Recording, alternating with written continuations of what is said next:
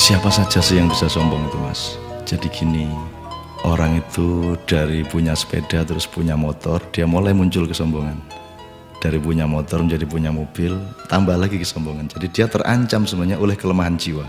Jadi setiap akses yang naik, akses yang berkembang, itu resikonya karena dia harus diwadahi oleh jiwa manusia yang lemah, maka eksesnya adalah kesombongan itu, keangkuhan.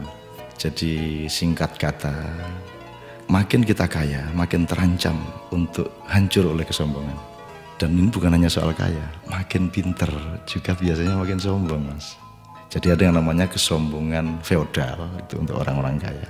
Ada kesombongan kuasa, itu orang tuh makin berkuasa, makin sombong, makin tidak tahu bagaimana berdiri sejajar dan dengan orang lain. Jadi kekuasaan menciptakan kesombongan, kekayaan menciptakan kesombongan. Dan saya ingin mengatakan poin yang sebenarnya bukan itu.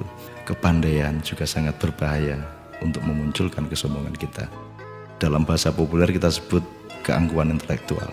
Tapi yang lebih berbahaya lagi, menjadi orang soleh, orang alim itu juga bisa menimbulkan kesombongan. Jadi banyak orang-orang yang beragama dengan tekun, salah satu hasilnya adalah dia sombong atas orang lain. Diam-diam selalu merasa lebih hebat dari orang lain, lebih masuk surga daripada orang lain, lebih diterima Allah oleh orang lain. Jadi teman-teman sekalian, sesungguhnya ajaran yang paling dahsyat keindahannya adalah ajaran mengenai tawadhu, ajaran mengenai kerendahan hati.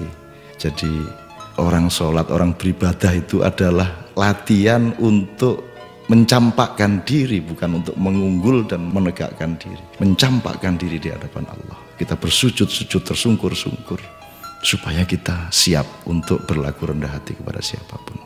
Karena sekarang ini betul-betul bukan hanya orang kaya, bukan hanya orang kuasa, bukan hanya orang pintar, tapi orang alim juga sombong.